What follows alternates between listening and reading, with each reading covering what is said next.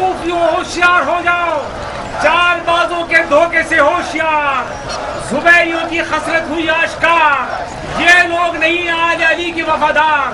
اٹھو کوفیوں، یا رسالة الحسین، یا رسالة الحسین۔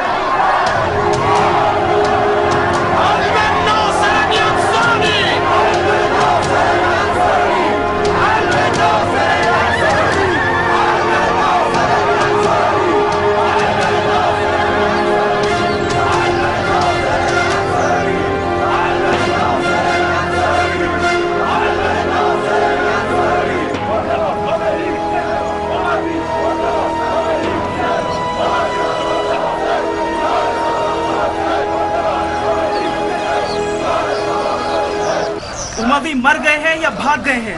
اب تمام کوفی آل زبیر کی بیعت میں ہیں۔ توابین کا نشانہ قاتلان حسین ہے، انہیں آل زبیر سے کوئی واسطہ نہیں۔ ایک ساتھ دو اونٹوں پر نہیں بیٹھا جا سکتا۔ اگر تم لوگ مسلمان ہو تو تمہیں آل زبیر کی بیعت کرنی ہوگی۔ شیر کے پنجرے میں ہاتھ مت ڈالو بے وقوفوں۔ اگر نہ مانے تو کیا ہوگا؟ ہماری بیویاں بیوہ ہو جائیں گی اور بچے یتیم۔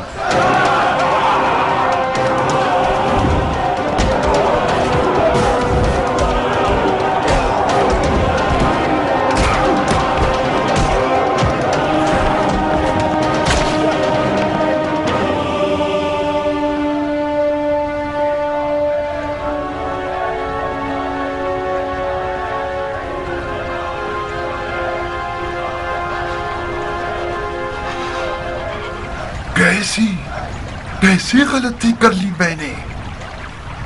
آپ نے کیا فرمایا امیر؟ تم تو خاموشی رہو بسر سعد، یہ ساری آفت ناگہانی تم اور تمہارے ساتھیوں کی مرہون منت ہے۔ معاف کیجئے گا امیر، ہم کیوں؟ ہم تو سراپا تسلیم اور اطاعت گزار رہے ہیں، لوگوں کی نظروں میں ظاہر نہ ہوئے، ساری دوستیاں ختم کر دی اور بیوہ عورتوں کی طرح خانہ نشینی اختیار کر لی ہم نے۔ اے ابن ذی جوشن، تم نے کیا سمجھا ہے کسی بچے کا مد مقابل ہو؟ ان غمزدہ لوگوں کو کس نے غمزدہ کیا ہے؟ میں نے یا تم لوگوں نے؟ اگر میں نے تم لوگوں کی بیعت قبول نہ کی ہوتی تو آج توابین کی لعنت ملامتیں میرا گریبان نہ پکڑتی۔ توابین کا ہم سے اور آل زبیر سے کوئی لینا دینا نہیں تھا اگر ہم قاتلان حسین کو پناہ نہ دیتے۔ یہ گروہ تو مٹھی بھر بے نام و نشان لوگ ہیں، امیر خواہ مخواہ ان سے ڈر رہے ہیں۔ کوفے کے لیے اصل خطرہ ایک زہریلا سانپ ہے جو گرگٹ کی طرح چھپ چھپا کے کوفے میں داخل ہو گیا ہے، اور کسی کو اس کے معاملات اور میل ملاپ کی فکر نہیں ہے۔ مختار کی بات کر رہا ہوں۔ جھگڑے کے دوران موضوع بدل رہے ہو عمر۔ شاباش، مرحبا پسر سعد، مرحبا۔ تم نے سیاست کس سے سیکھی ہے عمر؟ مجھے یقین ہے ابن زیاد کے پاس نہیں سیکھی ہوگی۔ ابن زیاد کے پاس اگر دریات اور سمجھداری ہوتی تو مختار کو سانس لینے کی بھی مہلت نہ دیتا۔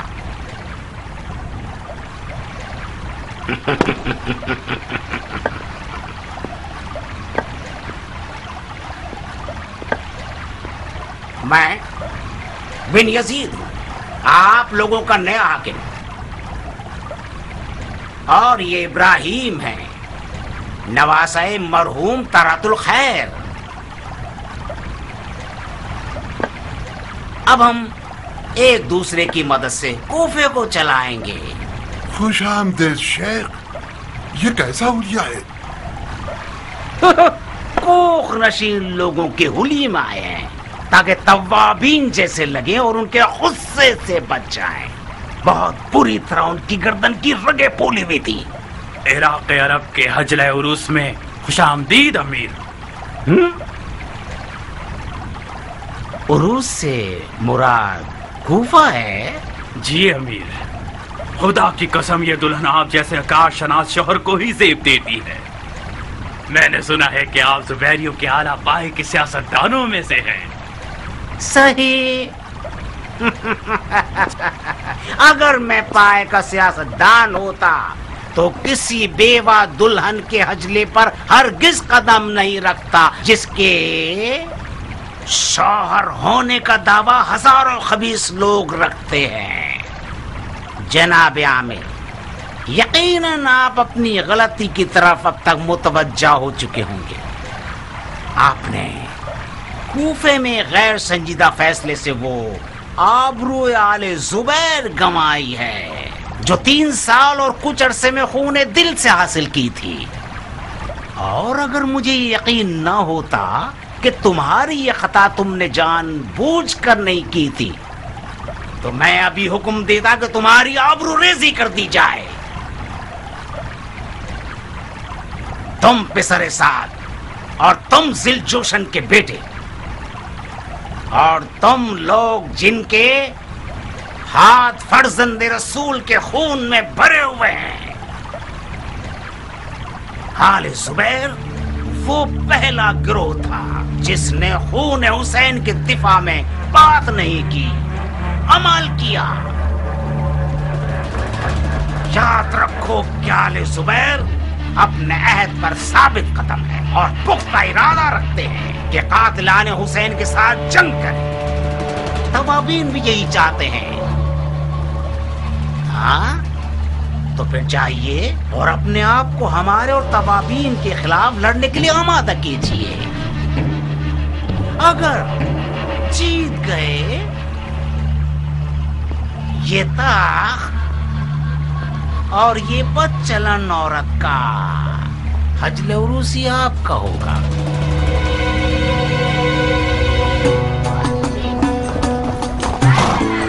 بن یزید ہائے ہائے، بن یزید ہائے ہائے، بن یزید ہائے ہائے، بن یزید ہائے ہائے، بن یزید ہائے ہائے، بن یزید ہائے ہائے، بن یزید ہائے ہائے.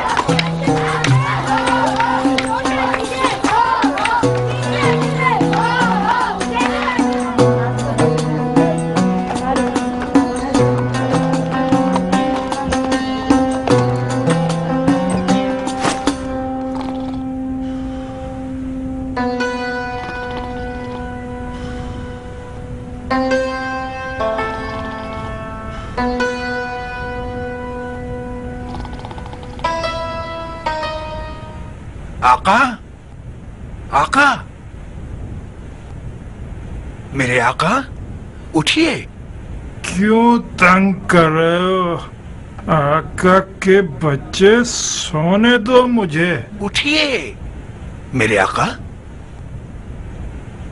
آئے ہو تم پر کہ میرے پر توڑ دیے تم نے، آسمان سے زمین پر گرا دیا.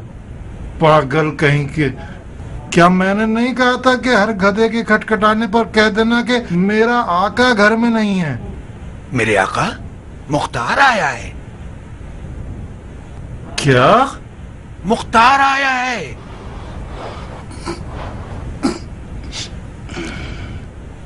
کون؟ مختار آیا ہے. مختار؟ مختار؟ ہاں ہاں، یہ سب جلدی سے یہاں سے لے جاؤ، یہاں سے جلدی کرو، اٹھا لو یہاں سے، لے جاؤ فوراً، چھپا دو ان کو یہاں پر. ہائے ہائے ہائے، کوئی پیاز، کوئی لہسن، کوئی سرکہ، کوئی حلوہ، کوئی کچرا.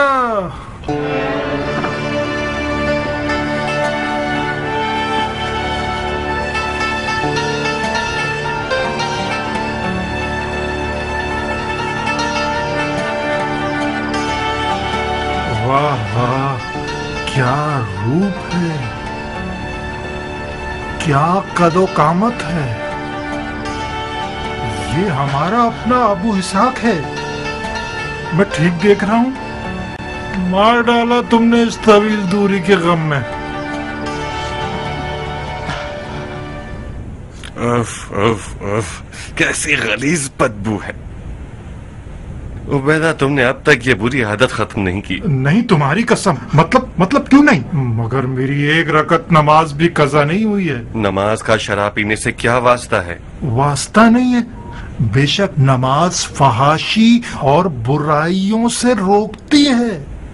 تو پھر یقیناً وہ برائی جس کی بدبو آپ کو اذیت دے رہی ہے انہی دنوں نماز قائم ہونے کے ساتھ ساتھ دفع ہو جائے گی.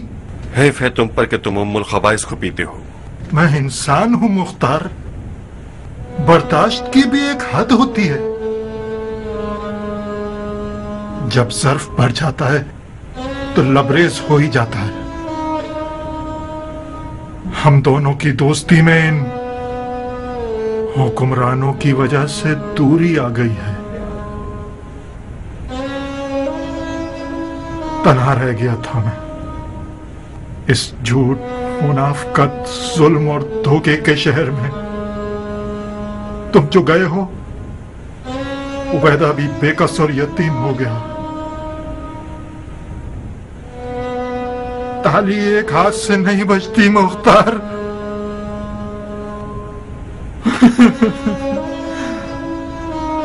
गमे हुसैन ने वो आग मेरे वजूद में फैला दी कि मैं जलता रहा, जलता रहा, जलता रहा। मजबूर होकर यहूदी अय्यूब की शराब की दुकान पर गया। फिर सिर्फ शराब ही मुझे तस्कीन पहुंचाती थी।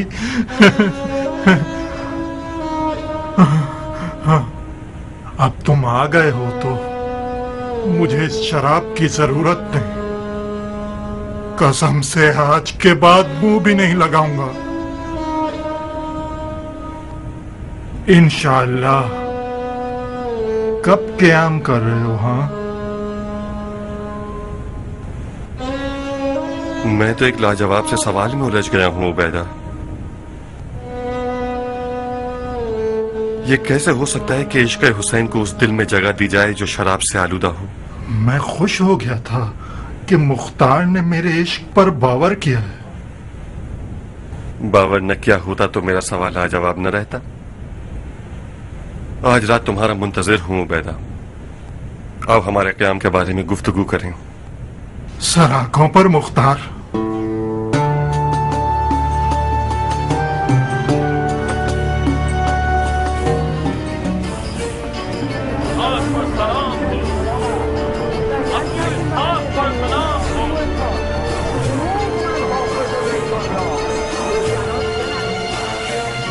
ऐ मुख्तार, है तू दुश्मन अशरार, तू ही उम्मीद अंसार, तू ही कातिल कुफ्फार, तू ही कीना बेदार, तू ही बंदा है होशियार।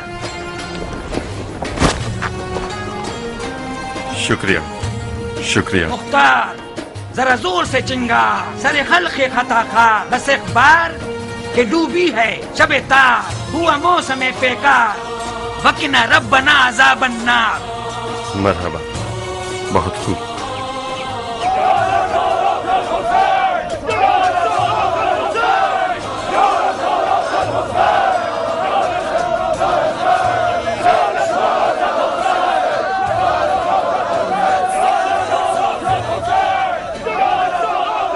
क्या ये तुम हो अबू इसहाक?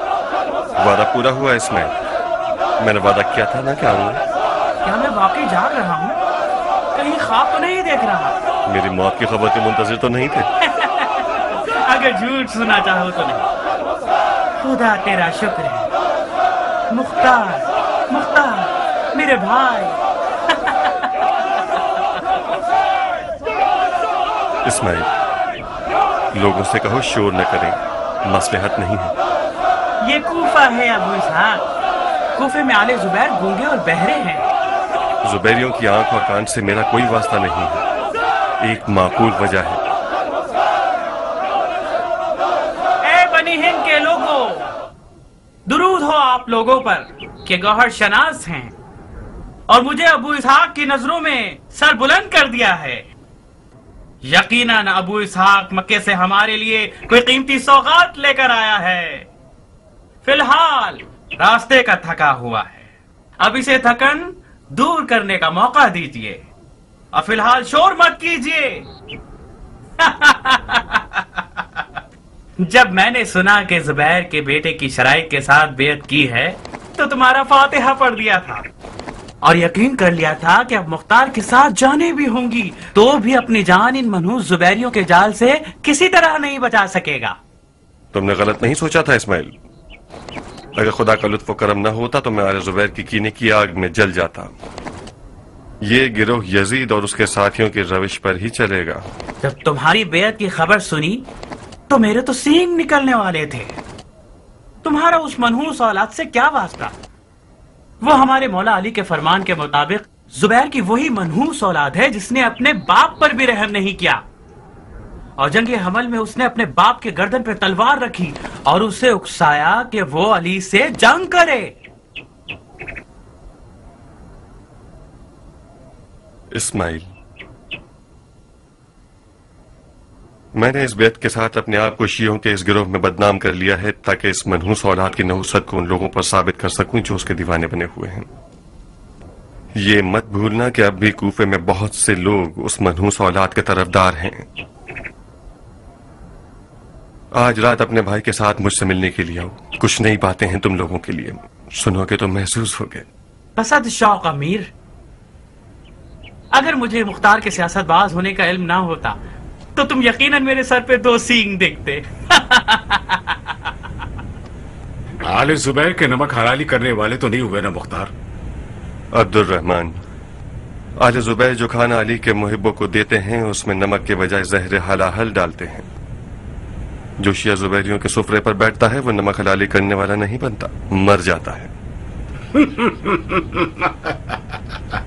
تو کتنی عجیب بات ہے کہ مختار زندہ ہے. میں زندہ رہ گیا کیونکہ زہر کی کاٹ اپنے پاس رکھتا تھا. میں نے سنا تھا کہ حکومت عراق کی شرط پہ تم نے بیعت کی ہے. ٹھیک سنا تم نے. تو تم حکومت کے لیے کوفے آئے ہو؟ نہیں، میں قیام کے لیے کوفہ آیا ہوں. یعنی تم زبیریوں کے مقرر کردہ امیر نہیں؟ میں علی والوں کا امیر ہوں عبد الرحمن. میں کچھ سمجھ نہیں پا رہا ہوں. تمہیں حق ہے. سیاست ان لوگوں کے لیے سر چکرا دینے والی ہے جو سیاست نہیں جانتے. ان چکروں سے جان چھڑانا چاہو تو آج رات میرے پاس آ جاؤ. ابن حنفیہ کی جانب سے ایک ایسا حکم ہے میرے پاس کہ تم بھی سن لو تو برا نہ ہوگا. جناب عبد الرحمن ابن شریح،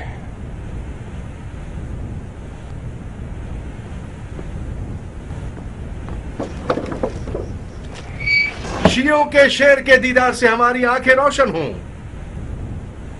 تمہاری مکہ کی دلاوری اور کارناموں کا شہرہ تمہارے مریدوں کی زبان کا ورد بن گیا تھا مختار. میں نے سنا ہے کہ یزیدی لشکر تمہارے بازوں کو اعجاز دے کر انگشت بدنداں ہو گئے تھے. صاحب، معجزہ میرا نہیں تھا جس نے شامی دیو کو زمین بوس کر دیا. عشق علی نے میرے بازوؤں کو طاقت بخشی تھی. علی علی علی، خدا کی قسم اگر دریا مل جائے تو میں بھی تیراکی جانتا ہوں. میرا سینہ عشق علی سے مالا مال ہے. دریا تھا ایک کربلا جیسا صاحب، کیوں نہیں گئے؟ مجھے نہیں معلوم کہ ایسا کیوں ہوا، پتہ نہیں. مجھے ملامت مت کرنا کہ کسی کتے کی طرح پٹتا رہا ہوں. شیطان مجھ میں سما گیا تھا اور مجھے کربلا کے بھور سے ڈرا رہا تھا. اگر قیام کا ارادہ ہے تو میرا ہاتھ حاضر ہے. ہماری وعدہ گاہ آج رات میرا گھر ہے صاحب. ایسا حکم ہے ابن حنفیہ کا جسے تمام بزرگان شیعہ کو سننا ہوگا.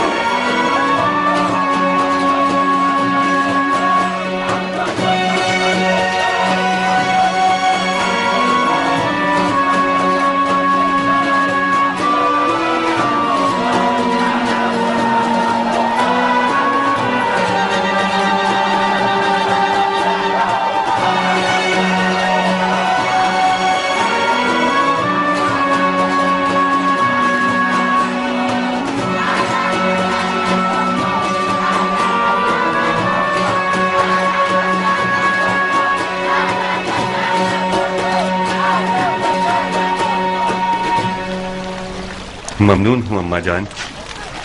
رنج سفر ایک طرف، اپنی اساس جڑ گھرانے اور قبیلے سے دوری ایک طرف، وہ بھی اس بڑھاپے میں. جفائے آل زبیر ایک لطف ہو گیا مجھ پر کہ اب اپنی ماں کے زیر سایہ زندگی بسر کروں. سب سے پہلے تو یہ کہ بڈھے ہو گئے تم خود. مجھ سے زیادہ توقع مت رکھنا کہ میں عمر کے آخری حصے تک کوفے میں رہوں گی. بہت جلد مختار قیام کرے گا، آل زبیر کی بساط الٹ کے رکھ دے گا اور میں طائف کی طرف لوٹ جاؤں گی.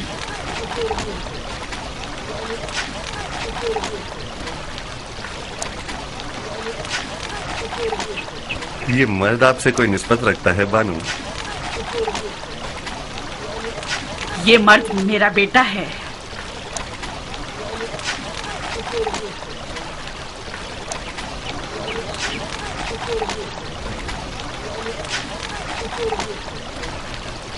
مرد ہو گئے ہو بیٹا. آپ کی بہت یاد آتی تھی بابا. اپنی یادوں کو زبان پر مت لاؤ. کیوں بابا؟ یادوں کا ذکر کرنا جنگجو مردوں کو نقصان دیتا ہے. مجھے نجومی بننے کا شوق ہے بابا. مجھے جنگ اچھی نہیں لگتی. بہت خوب. علم نجوم ایک اچھا علم ہے، مگر تم نجومی کیوں بننا چاہتے ہو؟ ایک نجومی کو آسمان، چاند اور ستاروں سے سروکار ہوتا ہے. مجھے نجومی بننے کا شوق ہے بابا. میں خدا کو ڈھونڈنے کے لیے نجومی بننا چاہتا ہوں. خدا ہر جگہ ہے بیٹا. ہاں مگر زیادہ تر آسمان میں ہوتا ہے. بیٹا ثابت، اس بحث کو اس وقت تک کے لیے چھوڑو کہ جب مختار تھکا ہوا نہ ہو. جو حکم دادی جان.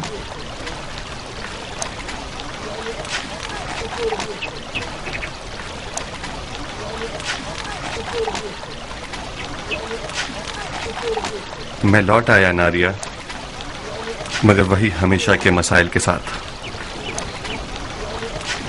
خوش آمدید مختار. یہ گھر تمہارے بنا بہت اداس تھا. دما جب آئی تو ان کے ساتھ تمہاری روح بھی آ گئی. پتہ چل گیا کہ تم آنے والے ہو.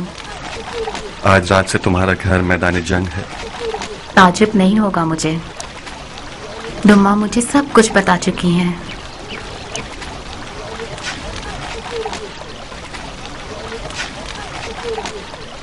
نائلہ، بابا کی جان، کتنی بڑی ہو گئی ہو. آپ کے ہاتھ چوم لوں بابا. اماں جان آپ شاید ہار گئیں. بابا مجھے پہچان گئے.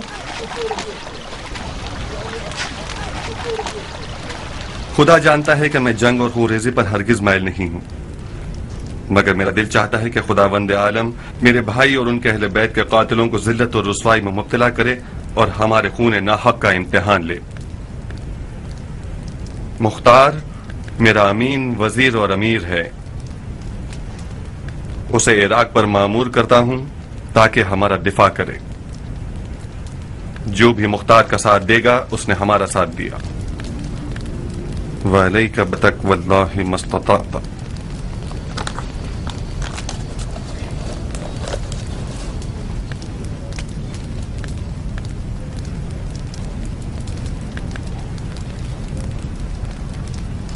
ان اوصاف کے ساتھ ہم پر حجت تمام ہے.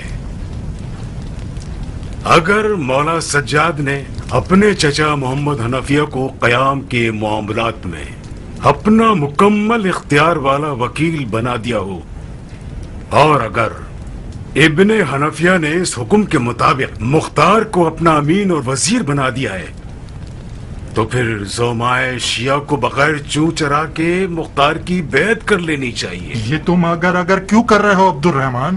اگر میں نے اگر کر لیا تو کیا گناہ کیا؟ تم تو یوں اگر کر رہے ہو کہ جیسے مختار نے یہ حکم خود اپنے لیے بنا دیا ہو. اس حکم میں کوئی شبہ ہے عبد الرحمن؟ اس میں شبہ نہیں ابو اسحاق، صراحت نہیں ہے.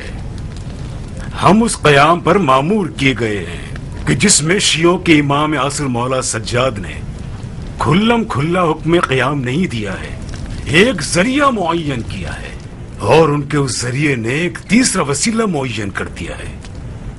عبیدہ نے کچھ جلدی کر لی. میرا مقصد یہ نہیں تھا کہ خدا نخواستہ مختار جھوٹا ہے اور یہ حکم جعلی ہے.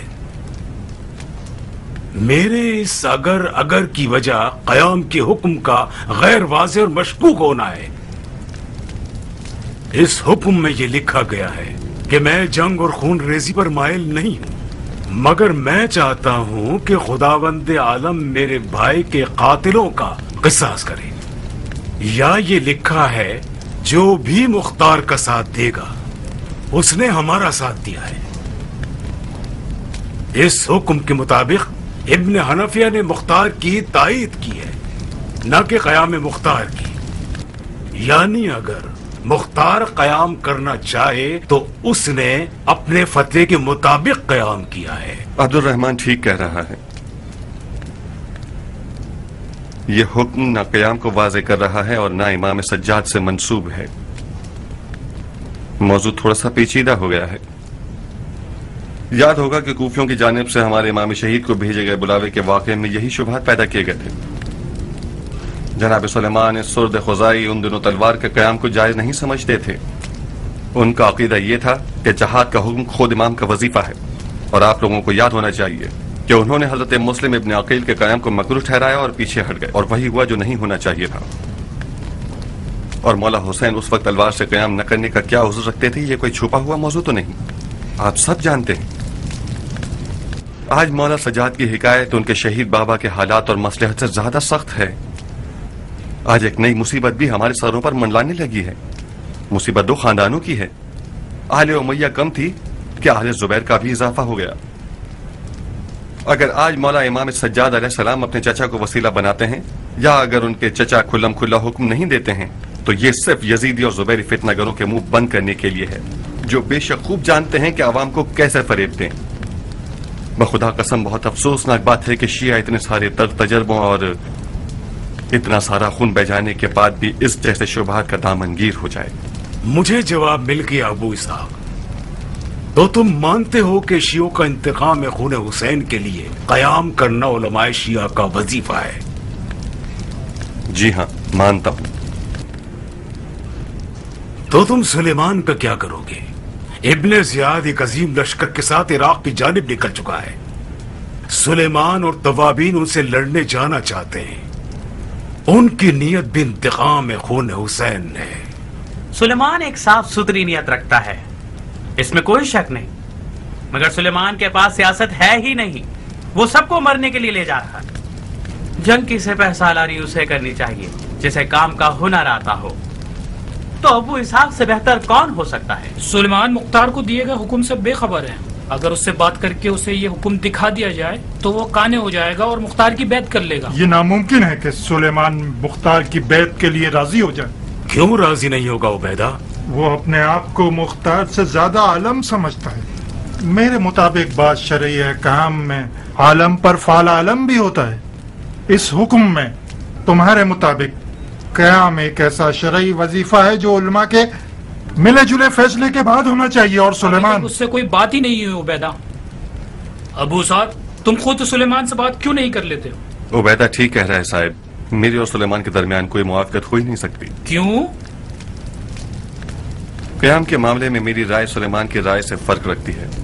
پہلی یہ کہ میں یہ کہتا ہوں کہ ہمیں ایسے لڑنا چاہیے کہ جیت جائیں، مگر سلیمان جیتنے کے لیے نہیں لڑ رہا، اس کا مقصد صرف شہادت ہے۔ سلیمان کی نظر میں جیت کا مطلب شہادت ہے۔ دوسری بات یہ کہ میں قیام کو کوفے پر تسلط حاصل کرنے سے شروع کروں۔ ہمیں جیتنے کے لیے کوفے کی حکومت ضرور حاصل کرنی ہوگی، مگر سلیمان کو نہ تو کوفے کی پرواہ ہے اور نہ ہی اس کی حکومت سے لینا دینا ہے۔ تو پھر کیا کریں؟ یا سلیمان یا ابو اسحاق؟ اس کے علاوہ کچھ اور ہوا تو شیعہ دو گروپوں میں بڑھ جائیں گے اور نفاق ہو جائے گا۔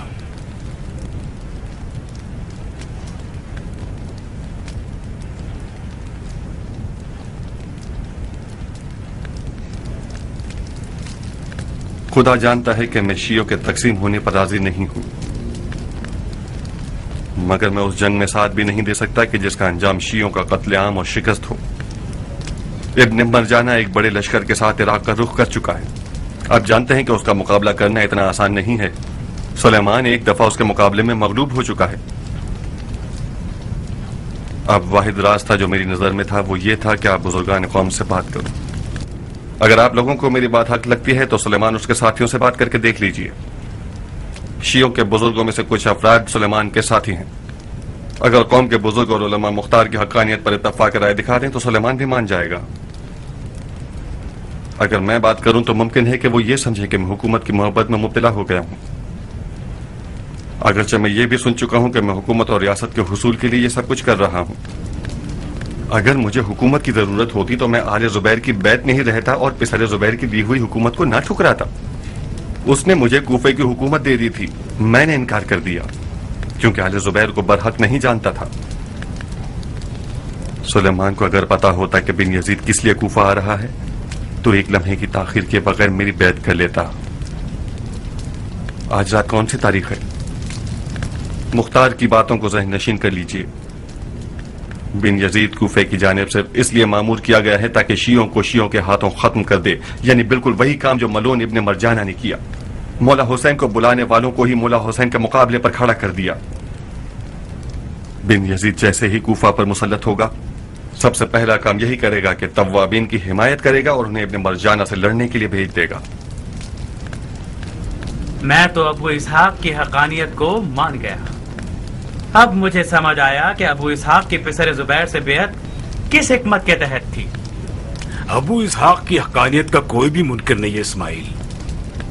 مجھے تو لگتا ہے کہ جناب سلیمان بھی بالآخر مختار کو اپنا سربراہ مان لیں گے. ہاتھ بڑھاؤ مختار، ہمیں بیعت کرنی ہے.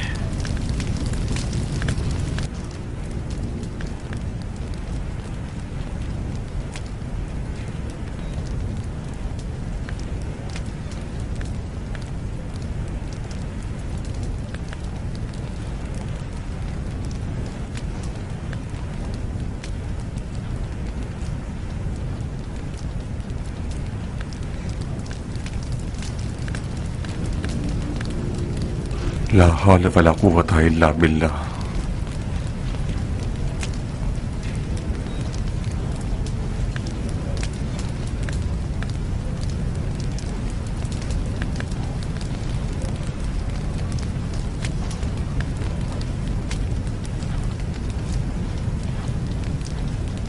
خدایا میرے ہوشیار بیٹے کو توفیق دے کہ وہ فرزند رسول کے خون کا انتقام لے سکے.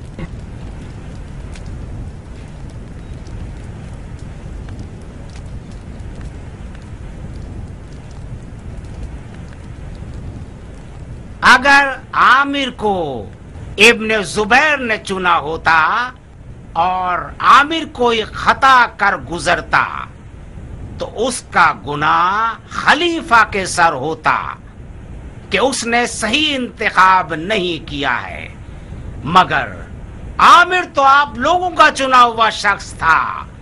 خلیفہ نے آپ کی رائے کو محترم ٹھہرایا اور آپ کے انتخاب پر بھروسہ کیا اور اس کی چند سالہ عزت و آبرو برباد ہو گئی. خلیفہ کو کوئی حق نہیں پہنچتا کہ مجرموں کو امان دے. اب یہ تو کوئی بات نہیں نا کہ خلیفۃ المسلمین جو چاہے کر گزرے. مجرموں سے انتقام لینا خدا کا حکم ہے. آل زبیر اس بات پر فخر کرتے ہیں کہ انہوں نے انتقام خون حسین کا پرچم سب سے پہلے لہرایا. اگر آج کوفے میں آواز یا لسارات الحسین بلند ہے تو ضعیف افتخار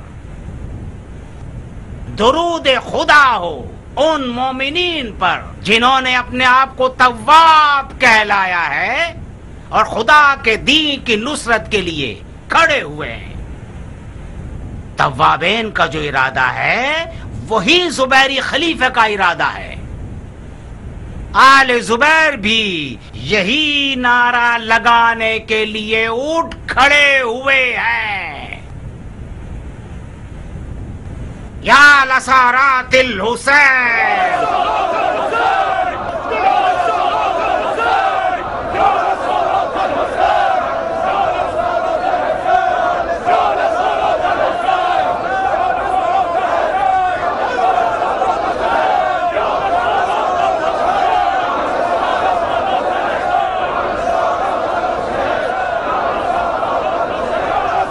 देख रहे हो अब्दुर्रहमान, आखिर वही हुआ ना जिसकी मुख्तार ने पेश गोई की थी। जाहिर है मुख्तार सालों इस गिरोह के साथ रहा है इस्माइल, उसे इनके हर हरबे का अंदाजा होना भी चाहिए।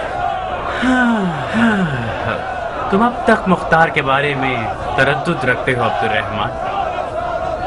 मुझे डर है कि इस गिरोह की सियासतबाजियां मुख्तार में भी सराहियत कर गई है इस्माइल। अपने दिल को साफ करो आदमी। एक खतरनाक शक मेरी जान को लाक हो गया इस्माइल।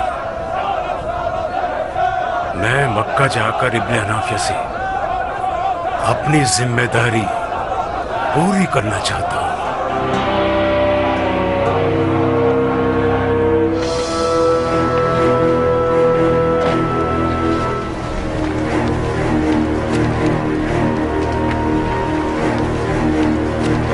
हमारे तवाब पीर मुर्शिद पर, शाबाश है इस हुस्न इंतखाब पर। बेशक तव्वाबैन का उन्वान बहुत बामाने है। ज़े नसीब आप लोगों के कि अपने नफ्स अम्मारा को जलील कर चुके हैं। आप जैसे मोमिनीन उम्मत के फख्र का बाइस हैं। खुदा आप लोगों के दर्जात मजीद बुलंद फरमाए।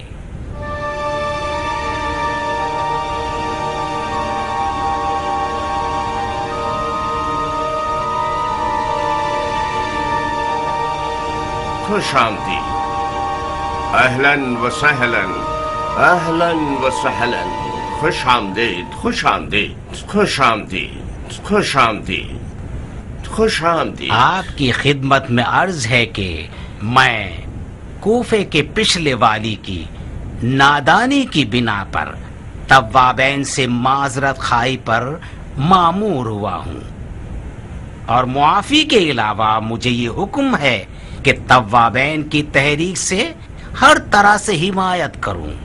आपको तो पता होगा कि इब्ने ज़ियाद एक बड़े लश्कर के साथ इराक की तरफ निकल चुका है। सुना है कि आप उससे कस्द जहाद रखते हैं। हमारी मदद और हमारे बैतुल माल के पैसे को कबूल फरमाइए। ये जो आपने कूफे के पिछले हाकिम की गिरी हुई और तौहीन आमीज हरकत की माफी मांगी, तो मुझे आपका उज़्र कबूल नहीं करना चाहिए, खुदा को कबूल करना चाहिए। हुसैन खून खुदा है, इहानत खून हुसैन इहानत खुदा है। और तव्वाबीन के जिहाद का जहां तक मसला है, जी हाँ करेंगे इंशाअल्लाह। तौफीक मिली तो तव्वाबीन अपने शहीद इमाम के कदमों में बोसा देकर एक नई करबला आबाद करना चाहते हैं। और आप लोगों की मदद की जहां तक बात है, इस पर गौर किया जा सकता है। आपकी तमाम तर बातें, खास तौर पर आपने कूफे के दारुल हुकूमत में दाखिल होते ही जो बर्ताव उमर साद लईन और शिमर खबीस के साथ किया, और उसके अलावा जो खुतबा आपने मस्जिद कूफा के मिंबर पर दिया और जो बयानात दिए हैं वो हम तक पहुंचे हैं। आपने बातों में तो अपनी भाईचारगी जाहिर कर दी, अब ये देखना है कि आप अमल में क्या करते हैं। उम्मीद है कि हम अमल में भी अच्छे ही रहेंगे। खुदा पर तवक्कुल किया। वैसे मुख्तार कहाँ है? वो आप लोगों में नजर नहीं आ रहा। मुझसे क्यों पूछ रहे हो? मुख्तार आपका दोस्त है। हाँ, वो मुख्तार हमारा भी दोस्त है। जब हम मक्के में थे तो जैसे ही उसे पता चला कि आपका क़याम का इरादा है, फौरन वहां से निकला कूफे की तरफ ताकि आपकी रकाब में शामिल हो सके। अल्लाह बेहतर जानता है। कुछ उड़ती उड़ती खबरें मिली हैं उसकी मुझे, मगर अब तक उसे देखा नहीं है। अबू इसहाक कूफे से चंद साल दूर था, रिश्तेदारों में मसरूफ होगा। जरा मिलने मिलाने से फारिग हो जाए तो आपको देखने जरूर आएगा। अगर आ गया तो उसके कदम सर आंखों पर, और नहीं आया तो खुदा उसकी हिफाजत करे।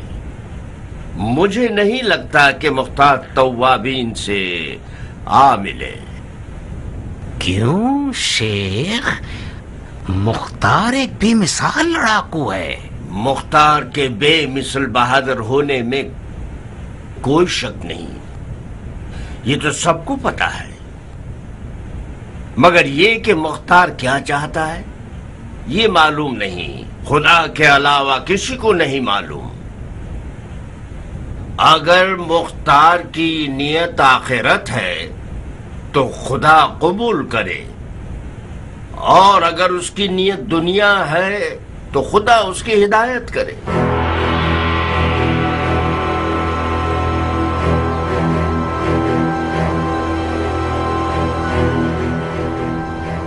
अर्ज किया था ना, ये भेड़िया शियों के सर पर वही आफत ढाने वाला है जो इब्न जियाद ने हजरत मुस्लिम के जमाने में किया।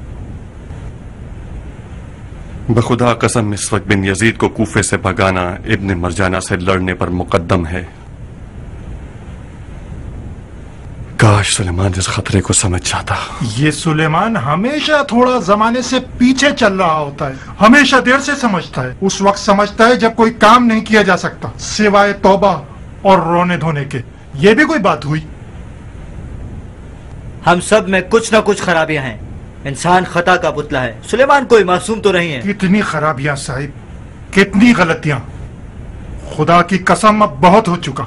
हमने देर से समझने की आदतों से कम दाग नहीं देखे हैं। अबू इसहाक, तुम्हें तुम्हारी दाढ़ी की कसम कयाम शुरू कर दो और मसले की जड़ को खत्म कर दो। हौसला रखो उबैदा, हम तफरुकाबाजी नहीं फैलाना चाहते। मत घबराओ मुख्तार, हम तफर्रकाबाजियां नहीं करेंगे। उबैदा भी मेरी तरह अपनी तलवार की छकाछक सुनने को बेचैन है। नुखैला क्यों नहीं चले जाते? तब वाबीन ने वहाँ पड़ाव डाल दिया है। इस्माइल, परेशान हो? इस कदर चूं चरा में परेशान क्यों हो? मुझे लगता था कि मुख्तार के आते ही सारे मसले हल हो जाएंगे। मसाइल का हल होना तो बहुत दूर है, मजीद मसले खड़े हो गए। मैंने इससे भी ज्यादा मुश्किल मसाइल देखे हैं। घबराओ मत, खुदा के हुक्म से सब मसाइल हल हो जाएंगे।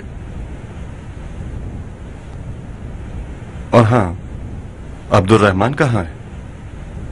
सुलेमान की तरफ चला गया? नहीं अबू इसहाक, वो उम्रा करने गया है। उम्रा? वो भी इन खौफ और खतर के दिनों में? क्या बताऊं, सिर्फ उम्रा करने नहीं गया, वो हजरत मोहम्मद इब्न हनफिया से मिलने गया है। किस मकसद से? बज़ाहिर वो उनके हुक्म और दस्तखत पर शक रखता था, यकीन हासिल करने गया है। ताज्जुब है।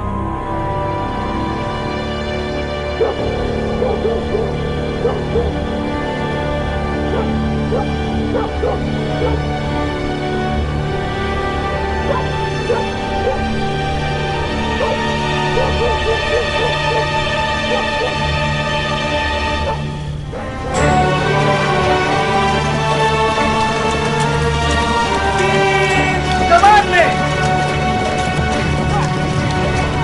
निशाना मारो। कमान में निशाना मारो।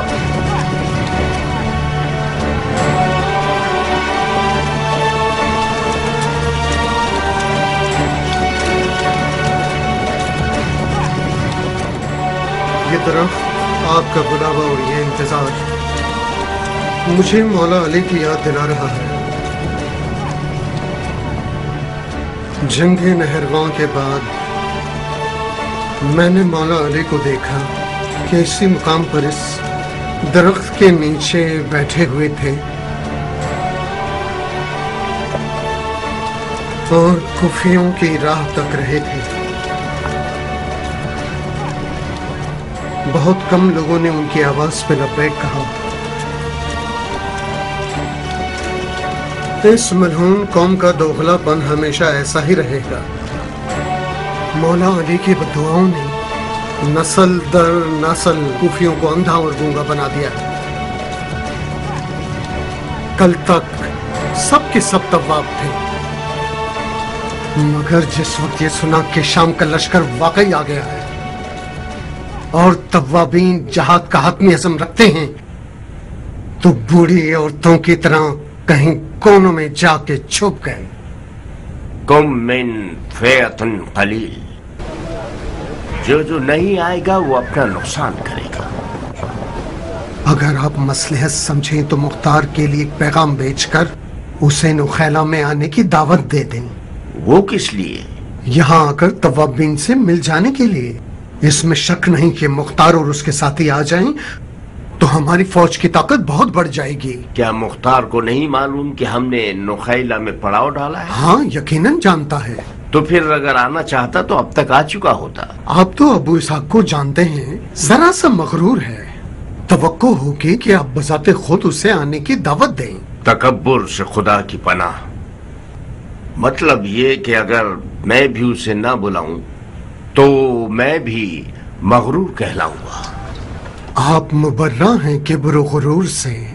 नहीं रुफाहा, नहीं, मैं भी एक इंसान हूं। खुदा और शैतान के दरमियान एक बाल बराबर रास्ता है। मैं अब तक ये समझता था कि मुख्तार हमारे क़याम का मुखालिफ है, जब ही सामने नहीं आ रहा। असल क़याम से वो हरगिज मुखालिफ नहीं है। उसका ये कहना है हमें ऐसी तदबीर से जंग लड़नी चाहिए कि फातेह मैदान बनकर वहां से लौटें। ठीक है, जीत का अपनी जात में अलग मजा है, लज्जत है। हम भी जीतना चाहते हैं, मगर हर कीमत पर नहीं। हमारी जंग का मेयार अली का अंदाज होना चाहिए। हम पुरजोश अंदाज में मैदान में जाएंगे और खालिस दिल के साथ तलवार चलाएंगे। अब जीत जाएं या मर जाएं, हम फातेह कहलाएंगे।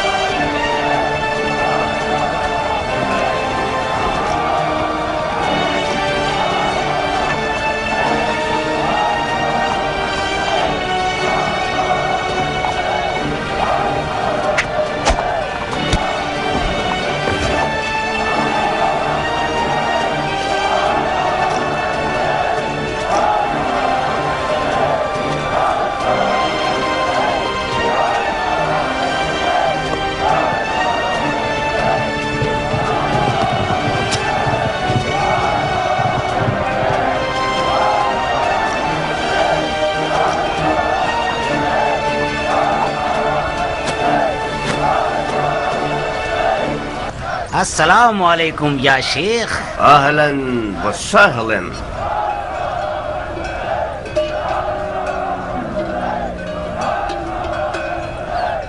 लश्कर का झुंड कभी जंग के अंजाम की दलील नहीं होती।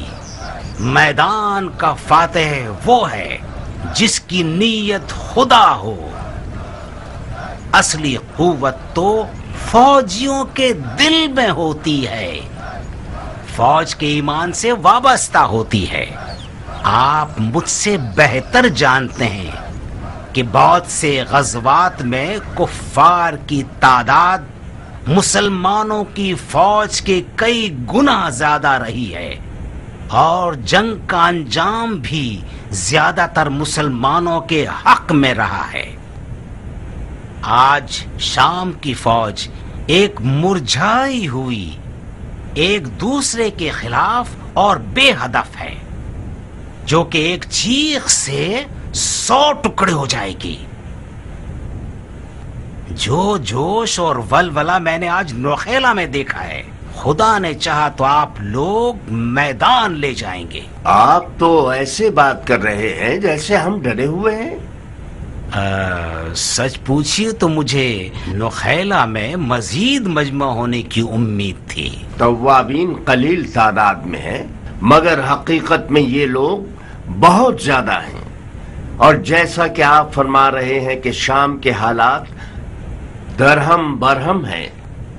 اس کے برخلاف مجھے لگتا ہے کہ شام کی حکومت کسی طور بھی سرگرداں نہیں ہے اور حالات مکمل اختیار میں ہیں.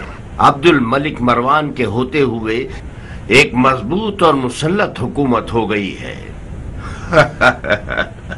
اگر آل زبیر سچ میں دین کے لیے فکر مند ہیں اور بنی امیہ کو دشمن جانتے ہیں تو انہیں بھرپور انداز میں میدان میں آنا چاہیے. اس مٹھی بھر سونے کے سہارے نہیں جو بلا خیز ہوتا ہے. میں مانتا ہوں کہ یہ ساری امداد آپ کے عزم و ارادے کے سامنے کچھ بھی نہیں، مگر میں جو کچھ بھی کر سکتا تھا وہ یہی تھا. میں ابھی کوفہ آیا ہوں، ابھی میں کوفے کے حالات پر مسلط نہیں ہوں. اگر آپ جلدی نہ کریں اور کچھ عرصہ صبر کریں تو شاید میں ایک لشکر تیار کر کے آپ کے ہمراہ روانہ کر سکوں. کب تک صبر کریں بندہ خدا؟ شامیوں نے عین الوردہ کے قریب پڑاؤ ڈال دیا ہے. صبر کریں تاکہ وہ کوفے کا محاصرہ کر لیں. مجھے پتا نہیں، جیسا آپ کو مناسب لگے وہی کیجیے. توابین اپنے شرعی وظیفے پر عمل کریں گے. مجھے نہیں معلوم آپ کے دماغ میں کیا چل رہا ہے، مگر بہتر ہوگا کہ آپ یہ جان لیجئے کہ شیعوں نے عراق میں بہت سنگین تاوان دیے ہیں. جس حکومت نے بھی عراق میں شیعوں سے دشمنی کی وہ فنا ہو جائے گی، چاہے وہ زبیری ہو چاہے مروانی. ان سکوں کو بھی لے جائیے اور ضرورت مندوں پر خرچ کیجیے. علی کے بعد بہت سے غریب اور ضرورت مند لوگ بھوکے رہ گئے ہیں.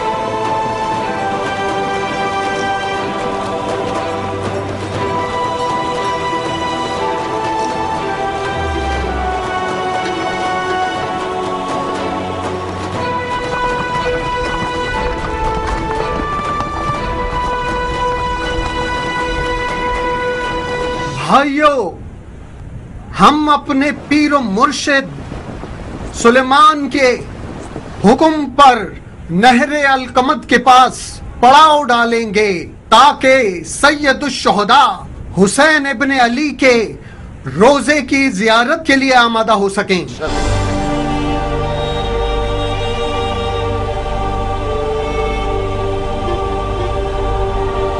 اے تواب بھائیو، میں اپنی تلوار کا نیام توڑ رہا ہوں تاکہ آج کے بعد یہ نیام میں نہ جائے.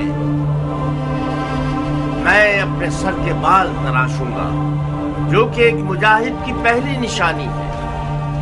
میں غسل شہادت کروں گا اور کفن پہنوں گا اور قسم کھاتا ہوں کہ نہ مال غنیمت کی لالچ میں لڑ رہا ہوں اور نہ دنیا کی لالچ میں.